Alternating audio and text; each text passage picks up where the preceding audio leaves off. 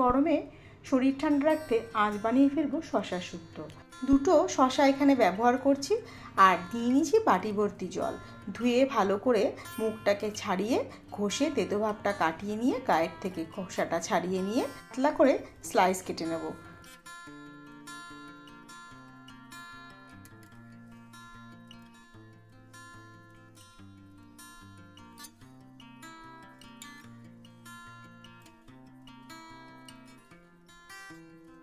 আমি এখানে গোল গোল করে কেটে নিয়েছি আর মাঝখান থেকে একটা কাট করে নিয়েছি। আপনারা আপনাদের ইচ্ছে অনুযায়ী যেরকম ইচ্ছা কেটে নিতে পারেন।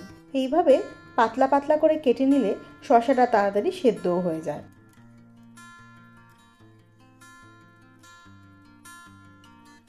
গ্যাসে আরেকটা কড়াই বসিয়ে দিয়েছি, কড়াইটা গরমও হয়ে গেছে। এর মধ্যে দিয়ে দিলাম বেশ খানিকটা সাদা সর্ষে। এভাবে শুকনো খোলায় টেলে নিয়ে যখন চরবর চরবর করবে তখন নামিয়ে নেব। আবারও গ্যাসে কড়াই বসিয়ে দিয়েছি, তার মধ্যে দিয়ে দিলাম সর্ষের তেল। মিক্সির বাটিতে নিয়ে নিয়েছি ছোলার ডাল। 3-4 ঘন্টা আগে ভিজিয়ে রেখেছিলাম, তাকে লঙ্কা নুন দিয়ে বেটে নেব। এবার এর মধ্যে দিয়ে দিলাম বেশ খানিকটা হলুদটা দিয়ে ডালটাকে আবারও মেখে নেব, এতে বড়াগুলো দেখতে বেশ ভালো হবে। তেলটা গরম হয়ে গেছে, একে একে ডালের বড়াগুলো দিয়ে ভেজে নিচ্ছি। একদিক ভাজা হয়ে গেলে উল্টে দিয়ে আরেক দিকও ভেজে তুলে নেব। বড়াগুলো ভাজার সময় খুব বেশি লাল করে ভাজার দরকার নেই, মোটামুটি একটা কালার চলে আসলে নামিয়ে নেব। এবারে কড়াইয়ের ওই তেলের মধ্যেই ফোড়নে দিয়ে দিলাম গোটা কালো সর্ষে আর দিয়ে দিলাম 1 চামচ মতো 5 ফোড়ন, 2টো কাঁচা লঙ্কা।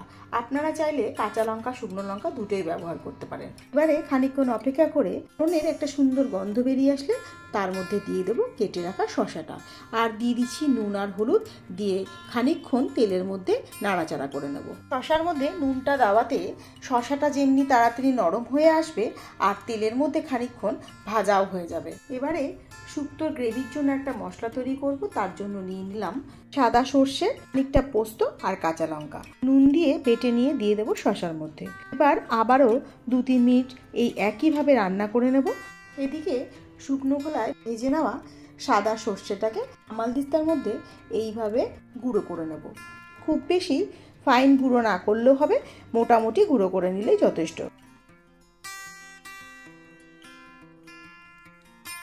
সব মশলাগুলো বেশ ভালোভাবে কষানো হয়ে গেছে, সুন্দর একটা গন্ধ বেরিয়ে এসেছে। এখন এর মধ্যে দিয়ে দিলাম বেশ খানিকটা প্রয়োজন মতো জল। ঝোলটা একবার ফুটে উঠলে গ্যাসের ফ্লেমটা কম করে দিয়ে এর মধ্যে দিয়ে দেবো ভেজে রাখা ডালের বড়াগুলো। এবার আবারও বড়াগুলো দেওয়ার পর 2-1 মিনিট ঝোলের সাথে ফুটতে দেবো। এখন টেস্টের জন্য দিয়ে দিলাম বেশ খানিকটা চিনি আর নুন। নুনটা এখানে একটু কম মনে হয়েছিল, এই জন্য শেষে দিয়ে দিলাম। ঝোলের সাথে চিনি আর নুনটাকে বেশ করে মিশিয়ে নিয়ে তারপর নামানোর আগে দিয়ে দিচ্ছি ভেজে রাখা সাদা সর্ষের গুঁড়োটা। কারণ এই সর্ষের গুঁড়োটাই সব শেষে যে কোনো শুক্তো টাইপের রেসিপিতে ব্যবহার করলেই দারুণ গন্ধটা ভালো আসে। আজকে শসা দিয়ে শুক্তোর এই রেসিপিটা আপনাদের কাছে কীরকম লাগলো জানাতে ভুলবেন না।